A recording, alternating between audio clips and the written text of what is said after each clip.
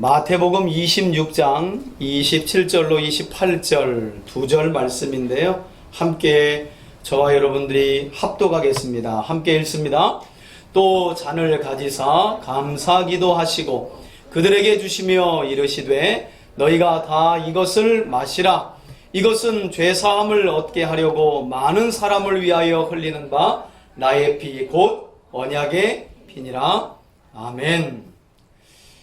지난주 주보에 제가 수요일날 우리가 함께 나눌 말씀 제목을 소개해 드렸습니다. 오늘은 주님의 피를 마시라. 예수님이 그와 같이 말씀하셨죠. 나의 피를 받아 마시라. 나의 피를 마시라. 한 이 주님의 말씀의 참된 의미가 무엇인가?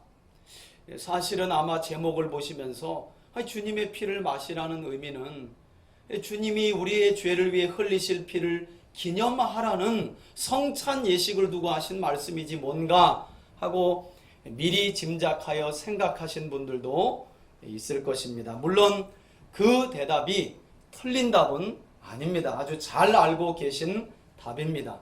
그러나 오늘 저와 여러분들이 이 말씀을 함께 나누다 보면 단순히 성찬 예식에서 주님이 흘리신 피를 기념하며 포도주를 먹고 그것을 기념하라 라는 말씀 그 이상의 의미가 예수님이 나의 피를 마시라 하는 의미 말씀 안에 있었구나 라는 사실을 여러분들이 알게 되실 것입니다. 오늘 우리가 함께 살펴볼 성경 바로 알기 시리즈 본문은요, 우리가 방금 전에 읽은 것처럼 마태복음 26장 27절로 28절 말씀이에요. 사실은 이 26장 17절부터 이어지는 한 문맥 안에서의 말씀인데, 마태복음 26장 하면 예수님이 벌써 공생의 3년을 마치고 마지막 공생의 30년을 마치고 마지막 3년 헷갈리네요. 위에서 쿵짝쿵짝거리는 게 지금 예수님의 공생애를 마치고 3년 이 공생의 3년을 마치는 그 시간대의 마지막 한 주간이에요. 마지막 한 주간. 이게 녹음이 되고 있는데 이럴 때만 참 곤란해요. 이걸 편집해야 되거든요. 듣는 분이 알아서 들으세요. 이렇게 하면 됐겠죠 뭐.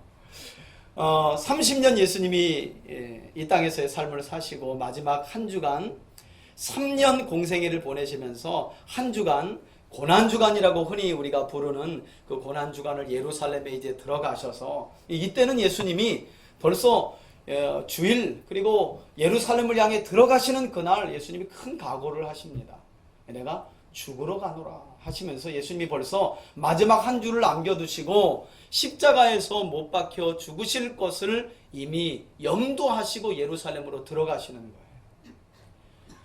바로 그 한 주간에 있었던 일 중에 오늘 마태복음 26장 우리가 함께 살펴볼 본문이 기록되어 있습니다. 특별히 오늘 본문은 예수님의 공생의 마지막 한 주간에 있었던, 그리고 그 한 주간 중에서도 흔히 우리가 이 목요일을요, 우리가 성금요일이다, 금요일은 성금요일이다 이렇게 부르지만 목요일을 한번 좀 따라 합시다. 준비의 날, 준비의 날이라고 불러요. 그래서 예수님이 마지막 한 주간 고난주간을 보내면서 보내셨던 하루하루가 사실은 무슨 날 하며 성경에는 나와 있지 않지만 그 마지막 한 주간 공생애를 이름 붙이는데, 오늘 우리가 함께 나눌 본문이 기록된 날 예수님이 마지막 한 주간 고난주간을 보내시면서 보냈던 목요일을 많은 사람들이 준비의 날이다 이렇게 부른다는 거예요. 바로 그 목요일에 있었던 제자들과 마지막 만찬을 나누시는 중에 예수님이 하신 말씀이 바로 마태복음 26장 27절로 28절, 물론 그 앞서서 예수님이 하신 말씀이 연속으로 이어지기는 합니다. 제가 말씀드린 것처럼 예수님께서 제자들과 함께 이 마지막 만찬을 나누실 때는 고난주간이라고 말씀드렸죠. 그리고 말씀드린 것처럼 이 준비의 날 예수님은 제자들과 함께 유월절 만찬을 제자들에게 앞서 말씀하셔서 준비하게 하시고 그들과 함께 마지막 만찬을 나누게 됩니다. 여러분, 이 마지막 만찬이 우리에게 중요한 이유는 바로 이 준비의 날이라고 불리는 고난주간 한 주간 목요일 저녁 마지막 만찬이 있었던 그 날을 기점으로 해서 그 마지막 만찬의 날을 시작으로 하여 지금까지 교회는 2000년 동안 예수님께서 명령하신 바를 따라서 성찬식을 제정하여서 예수님께서 명령하신 바와 같이 우리의 죄를 위해 찢기신 예수님의 몸과 우리의 죄를 위해 흘리신 예수님의 피를 기념하며 떡과 포도주를 마시고 먹음으로 주님의 희생과 사랑을 기억하고 있기 때문이에요. 이 준비의 날이라고 불리는 예수님이 돌아가시기 며칠 전 제자들과 마지막 나누었던 그 만찬을 기점으로 2000년 동안 교회는 주님의 명령을 받들어 성찬식을 제정하여 우리가 예수님이 흘리신 피 그리고 그분이 찢기신 몸을 기념하면서 성찬 예식을 나누고 있다는 거예요. 그렇기 때문에 오늘 예수님께서 내 피를 마시라 라고 하는 말씀이 얼마나 우리에게 더 나아가서는 우리 교회 공동체에게 중요한 말씀이 아닐 수 없다는 거예요. 사실 그래서 우리는 수많은 성찬을 교회 입교 이후에 세례 이후에 성찬을 대했기 때문에 사실 예수님께서 마지막으로 제자들과 함께 하시면서 떡을 떼시고 또 포도주를 나누시면서 하셨던 이 말씀, 내 몸을 받아먹고 내 피를 마시라 하는 이 주님의 말씀에 대해서 한번 여러분들에게 여쭤볼게요. 내 피를 마시라. 여러분 거부감이 좀 있어요, 없어요? 표정을 보니까 거부감이 없어요. 이게 무슨 뜻인지 뭐예요? 알기 때문이에요. 진짜 피를 마시라는 건가? 뭐 예수님이 수혈을 받으라는 건가? 이런 엉뚱한 질문이 아니라는 것을 우리가 알기 때문에 우리 안에 예수님이 하신 이 말씀, 내 피를 먹으라, 내 몸을 먹으라라고 하는 이 말씀에 대해서 우리는 그다지 큰 거부감을 갖지 않고 있다는 거예요. 말씀드린 것처럼 세례받고 수많은 성찬 예식을 통해서 우리가 이미 잘 교육을 받았기 때문이에요. 그런데 여러분, 사실 오늘 우리가 함께 바로 알기를 원하는 예수님께서 마지막 만찬의 자리에서 하신 말씀인 내 피를 마시라 라는 말씀은 우리가 지금까지 알고 있는 이 내용이 중요하기 때문에 제가 다시 한번 설명을 드려요. 내 피를 마시라 라는 의미는 우리의 죄를 위해 흘리신 예수님의 피를 주님 다시 오실 때까지 성찬식을 통해 기억하고 뭐 하라는 거예요? 기념하라는 것이었어요. 그것을 모르고 성찬에 참여하는 사람은 없습니다. 없어요. 대부분 세례받고 성찬에 참여하는 사람들 정도 되면 기본적으로 그 의미를 우리가 알고 있다는 거예요. 그런데 여러분, 사실은 오늘 이 말씀을 저와 여러분들이 함께 나누다 보면 우리가 알고 있는 그 의미보다 이 내 피를 받아 마시라라고 말씀하신 예수님의 말씀이 좀 더 심오한 뜻을 담고 있다는 것을 알게 돼요. 저는 여러분들이 오늘 우리가 함께 나눌 이 말씀을 통해서 과연 예수님이 그 제자들에게 그리고 우리를 향하여 왜 예수님의 피를 받아 마시라라고 했는지 그 의미를 더 깊이 알고 오늘 말씀을 통해 더 바르게 깨달아서 할 수만 있다면 이제 모르겠어요. 올해 가기 전에 우리도 성찬 예식을 해야 되는데 이게 뭐 꼭 정해진 건 아니지만 그래도 연말 가기 전에 보통 저희 교회는 참 특수한 교회였어요. 왜냐? 여러분 우리 성찬 예식 언제 했는지 기억나시나요? 성탄절 날 했어요. 그래서 예수님이 오신 이유를 제가 쭉 설명하면서 성탄절 날 성찬 예식을 했어요. 왜 예수님이 오실 수밖에 없었는지, 그분이 왜 죽으셨는지, 그리고 나서 우리가 그날은 제가 뭐 긴 설교 안 하고요. 그냥 성찬 예식 하면서 마치고 오예배 따로 없이 이 땅에 우리의 구세주로 오신 예수님의 탄생을 기뻐하면서 성탄을 재작년까지만 해도 그렇게 보냈는데요.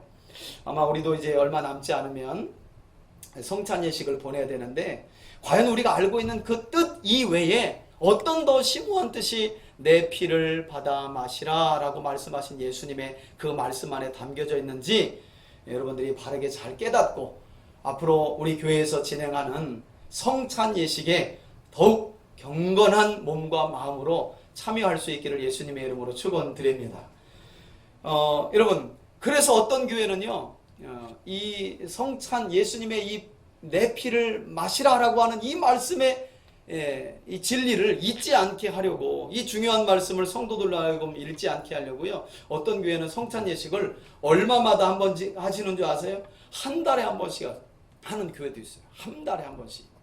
근데 여러분, 이게 또 병폐가 있어요. 한 달에 한 번씩 마시다 보니까 사람들이 한 6개월까지는 경건하게 하는데 6개월이 지나니까 성찬 예식에 어떤 말이 나오느냐? 포도주에 도수가 났다 그래, 이게.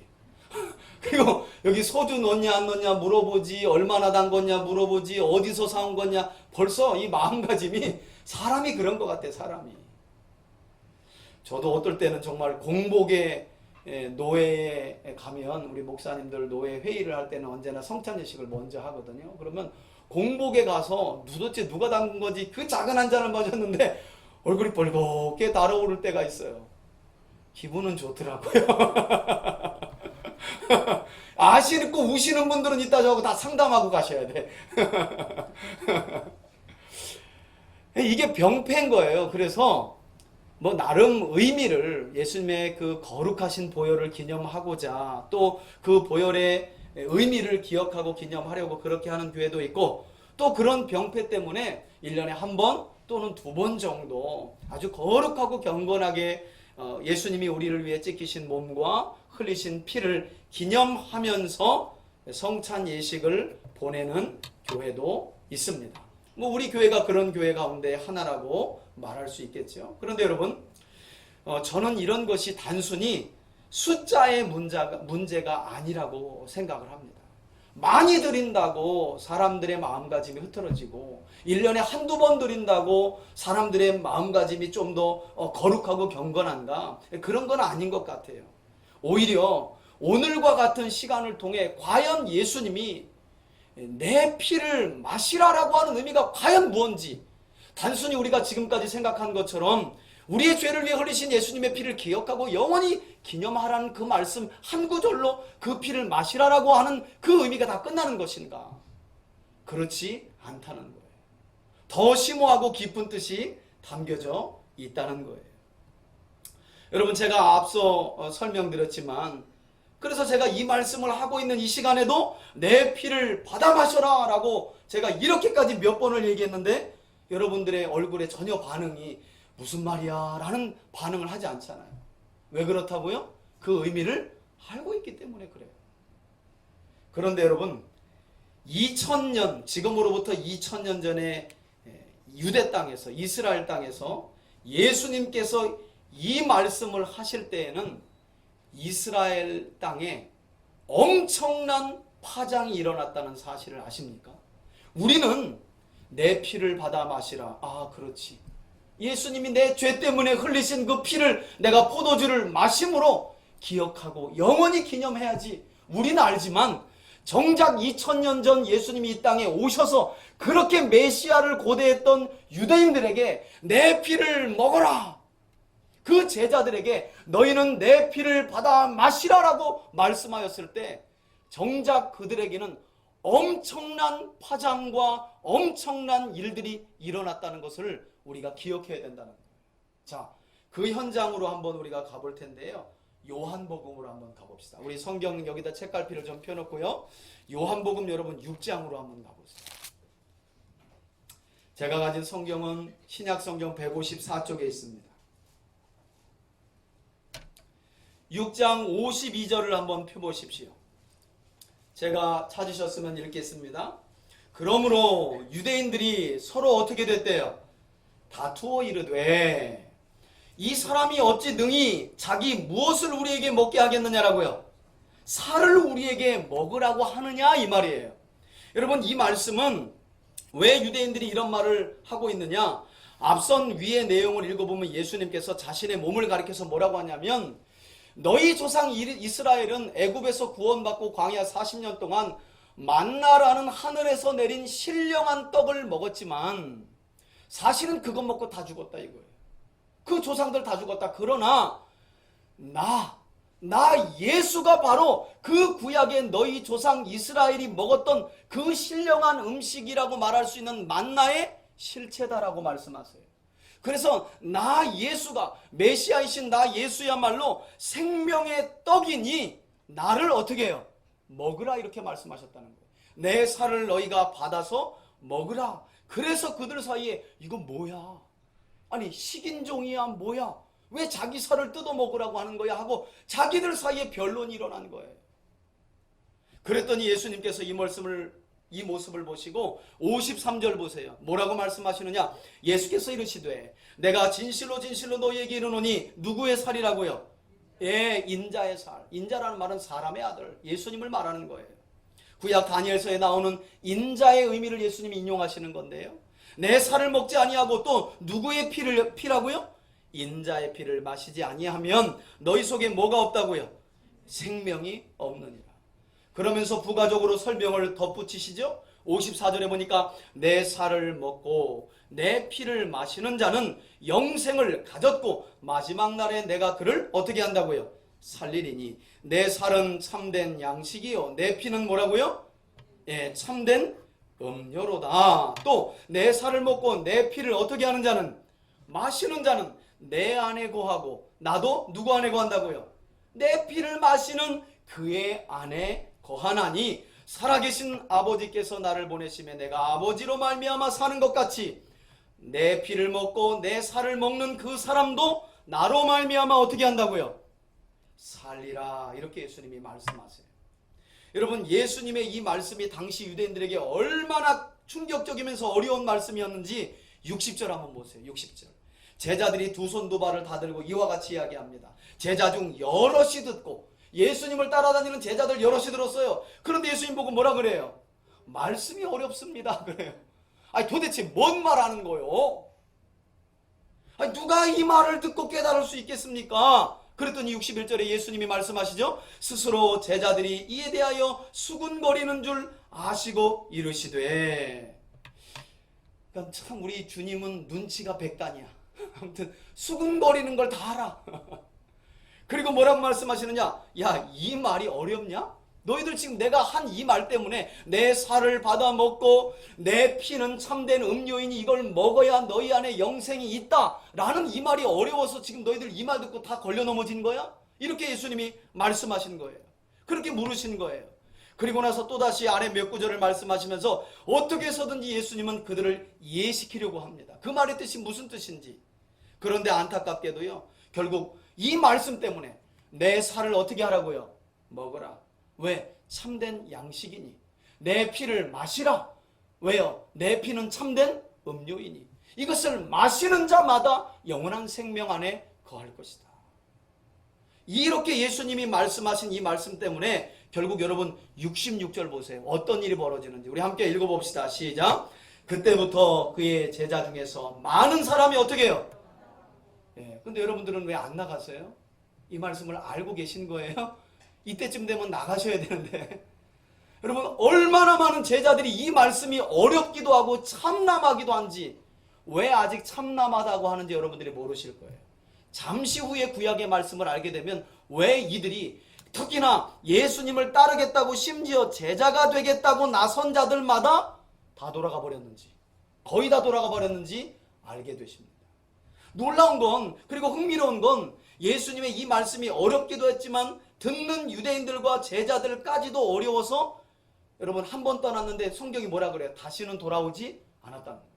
그러니까 예수님이 내 피를 마시라라고 한 이 말씀은 지금도 듣는 우리에게는 아무런 거리낌이 없는데 2000년 전 유대인들에게는 어떻게 해요?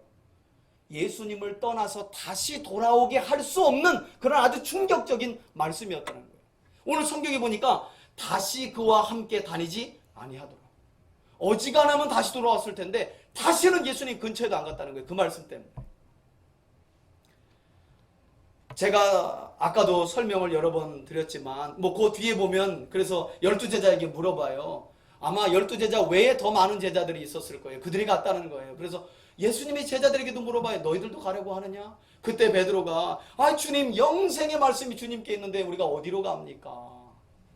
제가 볼 때는 깨닫지도 못해놓고 일단은 베드로는 아시잖아요. 일단 질러보고 마는 거예요. 주님, 우리는 안 갑니다. 그러놓고 누가 제일 먼저 갔어요? 베드로가 제일 먼저 가요. 죽어도 우리는 주님 배신 안 합니다 하고 어떻게 해요? 주님 3번 부인하고 제일 먼저 나는 물고기 잡으러 가노라 하고 가신 분이 그분이에요.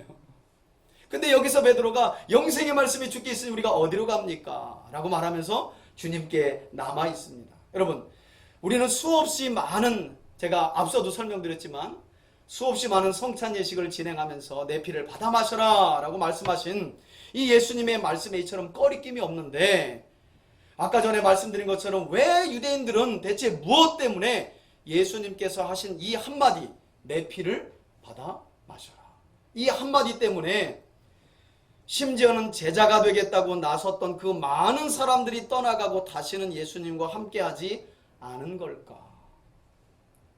궁금해요?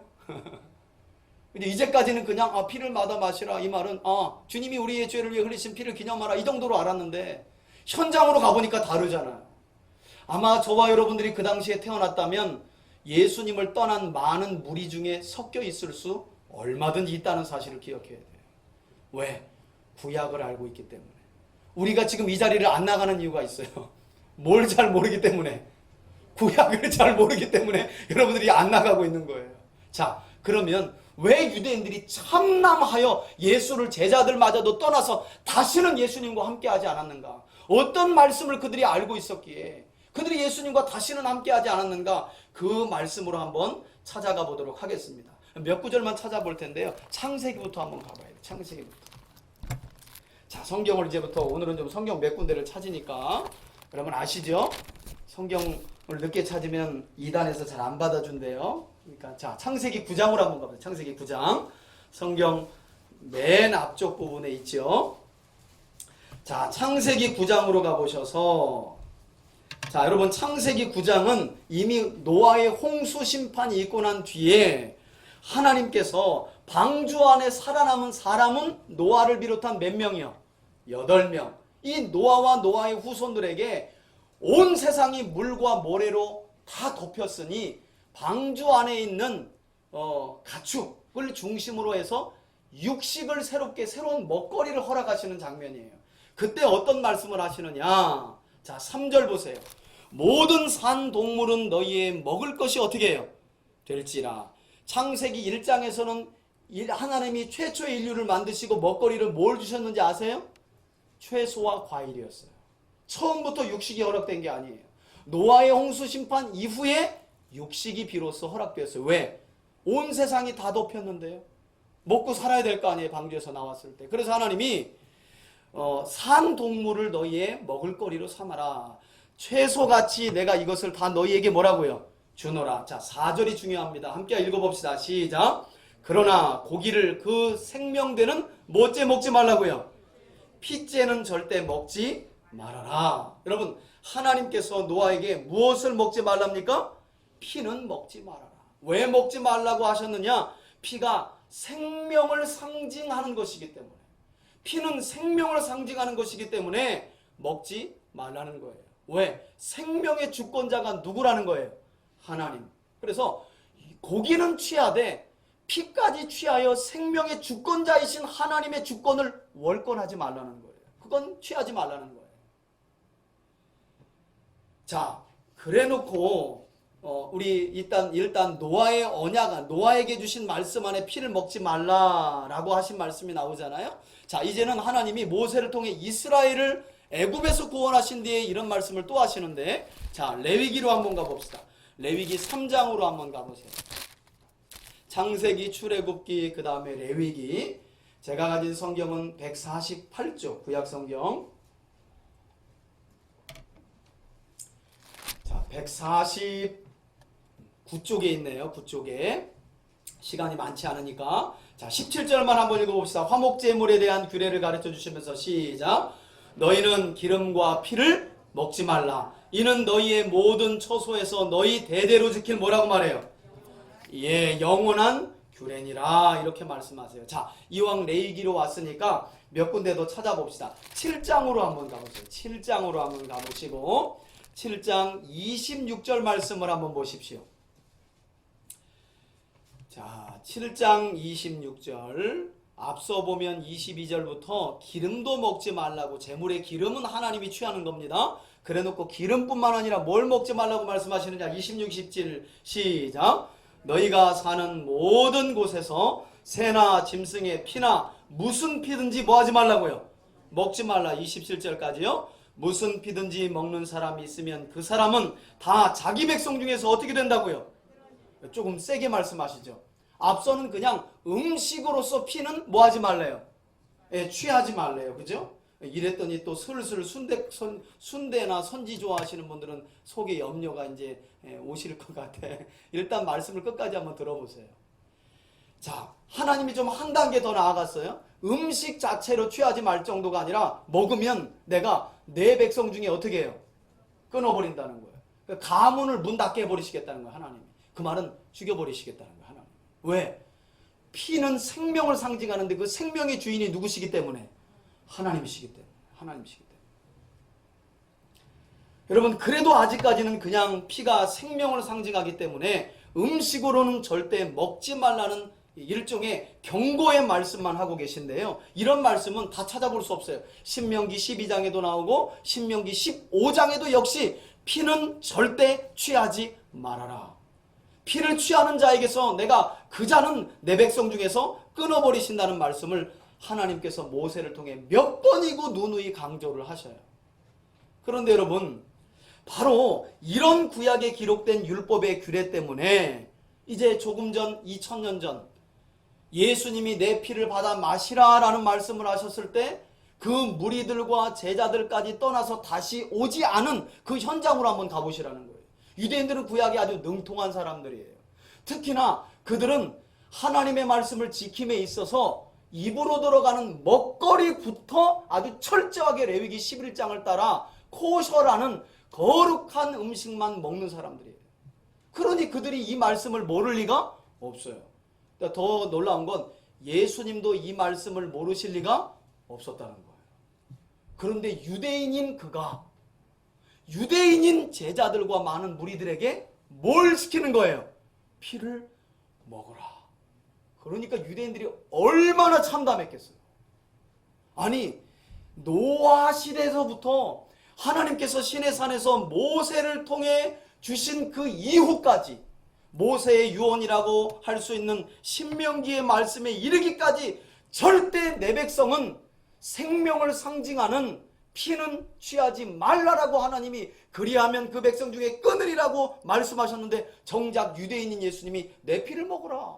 이 말을 유대인들에게 했다는 거예요. 그러니 그들이 얼마나 참담했겠어요. 그 말이 얼마나 충격적이었겠어요. 그러다 보니 예수님의 제자가 되겠다고 나선 사람들도 거반 어떻게 했대요? 다 떠났다는 거예요. 자, 여러분, 이제 왜 예수님을 따르겠다고 했던, 또 예수님을 메시아로 믿고 예수님이 행한 기적을 따라다니면서 예수님 가까이 갔던 많은 사람들이 내 피를 마시라 라는 한마디에 왜 다 돌아갔는 줄 아시겠어요? 그런데 여러분, 한 가지 안타까운 것은 구약에 보면 피를 먹지 말라라는 규례만 있는 것이 아니라 이 피가 어떻게 쓰이는지에 대한 용도를 설명하는 율법도 있는데 안타깝게도 예수님 당시의 유대인들은 그 율법을 깨닫지 못했어요. 그 율법을 알았다면 예수님이 내 피를 먹으라라는 의미를 알았을 텐데. 자, 그러면 우리가 이제 그 말씀으로 한번 가볼 텐데요. 자, 레위기입니다. 17장으로 한번 가보세요. 레위기 17장 뒤로 좀 더 가보시면 성경 맨 앞에 창세기 그 다음 출애굽기 레위기가 있습니다. 17장으로 한번 가보세요. 17장 10절을 한번 보세요. 10절 찾으셨습니까? 예, 찾으셨으면 아멘 하십시오. 예, 제가 읽겠습니다. 이스라엘 집 사람이나 그들 중에 거류하는 거류민 중에 무슨 피든지 먹는 자가 있으면, 또 같은 말이죠. 내가 피를 먹는 그 사람에게는 내 얼굴을 대하여 그 백성 중에서 어떻게 하신대요? 끊으리니 육체의 생명은 피에 있기 때문이다. 내가 이 피를 너희에게 주어. 자, 그 다음 말씀이 중요한데요. 그 다음 말씀을 보면 이 생명의 상징인 피를 어떤 용도로 사용할 수 있는지 하나님이 거기에 말씀을 이미 하셨어요. 자, 이 생명을 상징하는 피를 성막 또는 성전에 어디에다 뿌리라고 말해요? 제단에 뿌리라는 거예요. 이것이 바로 피의 용도의 용도. 피는 절대 음식으로서 먹으면 안 되지만 이렇게 사용될 수 있다는 거예요. 그 피는 제단에 뿌릴 수 있는데 왜 제단에 뿌리느냐? 의미가 있어요. 그 뒤에 보니까 너희 생명을 위하여 속죄하게 하였나니 생명이 피에 있으므로 피가 죄를 어떻게 한다고요? 속하느니라. 여러분 무슨 말씀이에요 이 뜻이? 다시 말하면 피는 생명을 상징하는데 사람이 죄를 범하면 그 대가로 죽어야 하는 거예요. 죄의 삭은 뭐예요? 사망이잖아요. 그러면 죄를 범한 사람은 자기 생명을 내어 놓아야 하는 거예요. 그렇기 때문에 생명을 상징하는 피를 제단에 뿌림으로 말미암아 그 지은 죄를 뭐 받을 수 있다는 거예요? 용서받을 수 있다는 거예요. 이것이 바로 구약에서 하나님이 모세를 통해 가르쳐 주신 피의 사용법이에요. 피는 절대 뭐 할 수 없다? 먹을 수 없다. 다만 그 피는 하나님의 성막 또는 성전에 있는 제단에 뿌려 뭘 받을 때요? 자기가 지은 죄에 대한 뭘 받을 때? 속죄, 용서를 받을 때 하나님이 그와 같이 피를 사용할 수 있다라고 말씀해 주시는 거예요.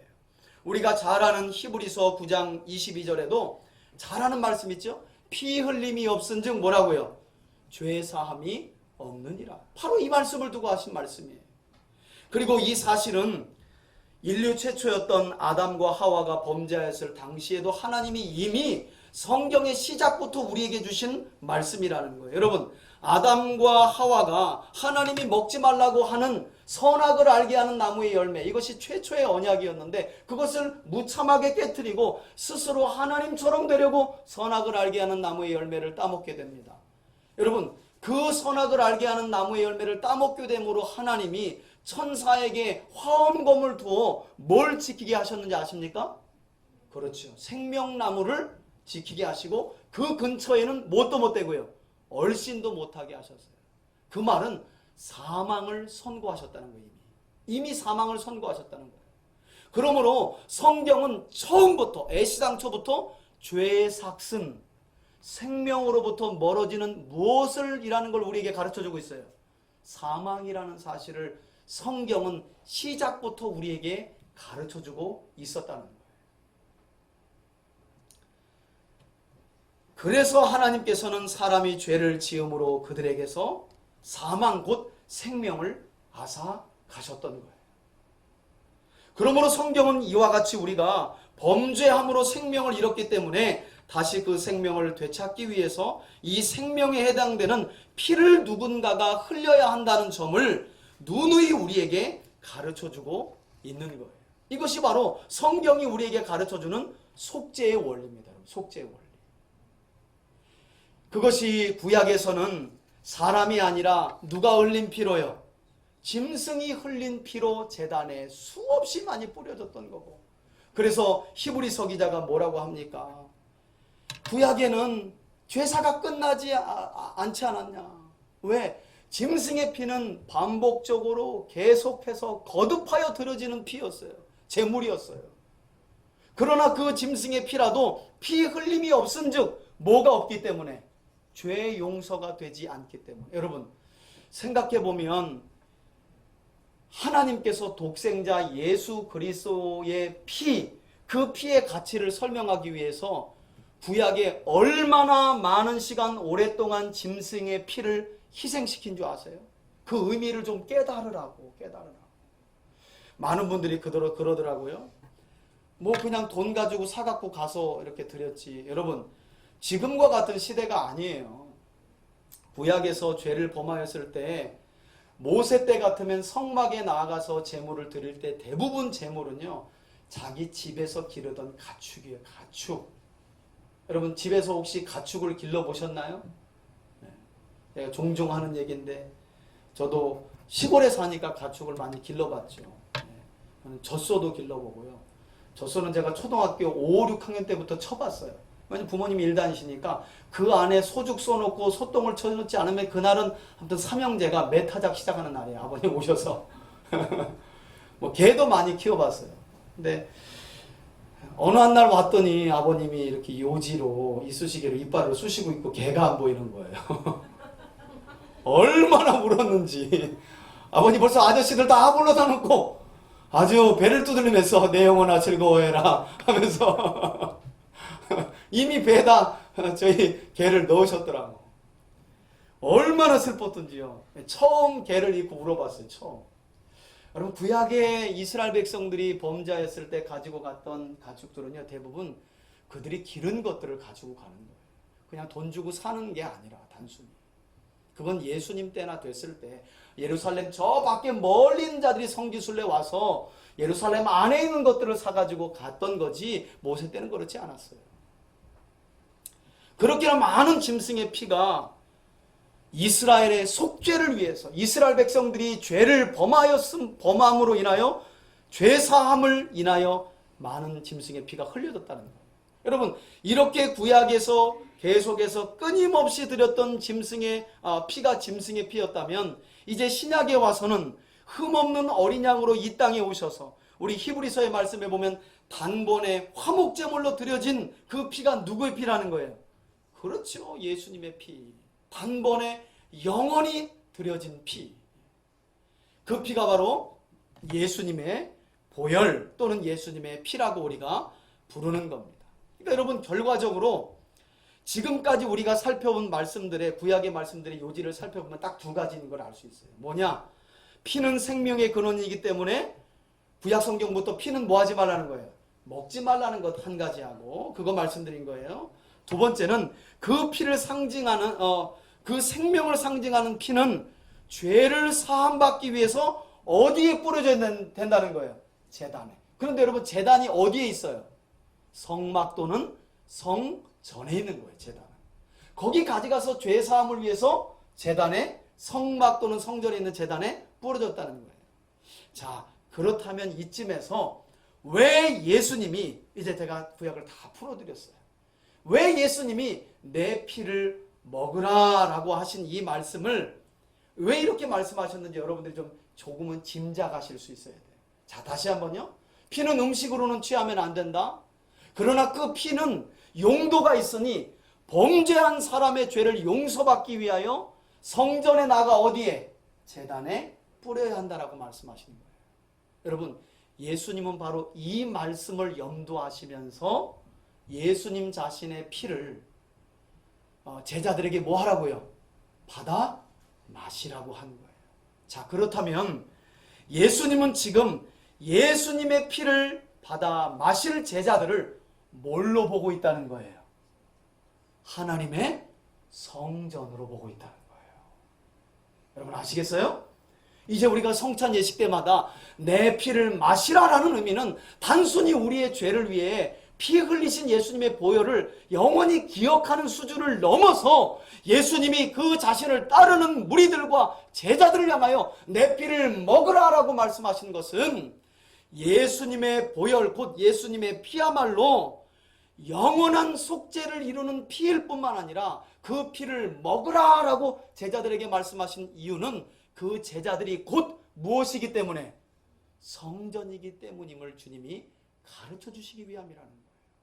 그래서 구약에는 짐승의 피를 취해서 제단 성전에 뿌렸다면 이제 예수님이 이 땅에 흠없는 어린 양으로 오셔서 유일한 화목제물로 오셔서 그분의 보혈을 마치 성전이 된 제자들에게 어떻게 해요? 뿌리셨다는 거예요. 뿌리셨다는 거예요. 그 의미를 제자들로 하여금 어떻게 하라고요? 받아 마시라라고 하는 거예요. 여러분 예수님의 살을 먹고 예수님의 피를 마심으로 저와 여러분들은 주님의 새로운 성전으로 세워진 줄 믿으시기 바랍니다. 이것이 바로 놀라운 성찬 예식의 깊은 의미라는 거예요. 여기까지 알아야 성찬 예식이 2번을 드리든 1년에 12번을 드리든 감격이 있는 거지. 요즘에는 그것도 안 되니까요. 아무튼 예수님 또 돌아가신 영상을 거기만 계속 돌려 막 리플레이를 어떻게 해서든지 눈물을 짜내겠다는 거예요. 여러분 목회자가 얼마나 고난인 줄 아세요? 사순절이 되면 이게 조금 예수님 이렇게 죽는 건 별 감동이 없어. 막 잔인하게 돌아가시는 걸 꺼내놔야 그거 보고 나와 같은 죄인이 죽으셨다고. 그것도 또 내년에 더 깊은 게 나와야 돼. 그냥 피 찔끔 흘려가지고는 눈물도 안 흘려. 언제까지 그런 영상 찾겠냐고요. 그렇다고 정말 우리가 두렵고 떨리는 마음으로 성찬 예식에 참여하게 됩니까? 아니죠. 바로 이런 예수님의 말씀을 깊이 깨달을 때, 우리의 죄를 속하기 위한 피는 유일하게 누구의 피밖에 없구나. 예수님의 보혈, 예수님의 피밖에 없다는 이 진리의 사실과, 또 하나는 이 피를 마시라라고 주님이 말씀하실 때 그 의미는 그 피를 뿌림받고 부음받고 마심받는 우리 자체가 주님의 새로운 뭐라는 사실을 기억하라는 거예요.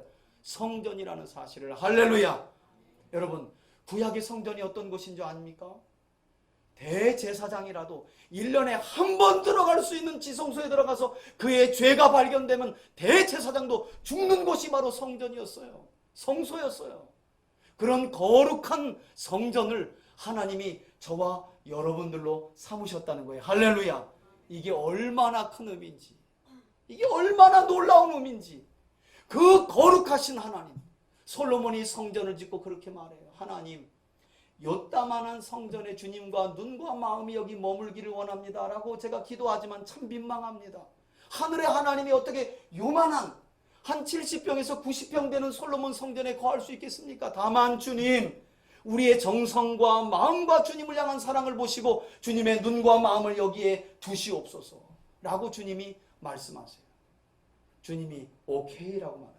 단 너희가 내 율례와 규례와 법도를 지켜 순종할 때, 성전이 성전 본연의 거룩을 잃지 않으면 나는 언제나 너희들 곁에, 성전 곁에 함께 할 것이다 라고 말씀하시는 거예요. 그렇게 거룩했던 성전인데, 여러분 보세요. 우리 마음이 얼마나 부패하고 더러워요. 우리 삶이라는 게 하루에 5만 가지를 생각한다는데 여러분 얼마나 거룩한 생각들을 하세요? 5만 가지 중에 한 1만 가지 정도는 그래도 선한 생각하고 사시는 거죠? 제가 너무 많이 잡았나요? 한 1000가지는 좀 하시나요? 글쎄요, 하루 살면서 1000가지나 좋은 생각을 할까? 대부분 다 악한 생각이고 내중심적인 생각이고 죄 짓는 생각들 뿐이지.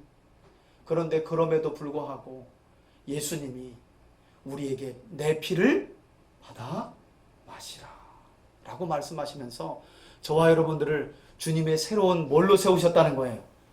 성전으로 세우셨다는 거예요. 할렐루야. 여러분 좀 이제는요, 여러분 주님의 성전은 그 성전 안에 금을 얼마나 가졌느냐에 따라서 성전의 가치가 있지 않아요. 성전이 얼마나 크냐, 말씀드렸잖아요. 성경 강좌 때 솔로몬 성전은 73평 정도밖에 안 됐어요. 크기에 따르지 않아요. 얼마나 치장을 많이 했느냐, 그거에서 따라서 성전의 거룩성이 판결되지 않아요. 성전은 거룩하냐 거룩하지 않느냐, 그것에 따라서 하나님이 거하시기도 하고 성전을 떠나시기도 하는 거예요.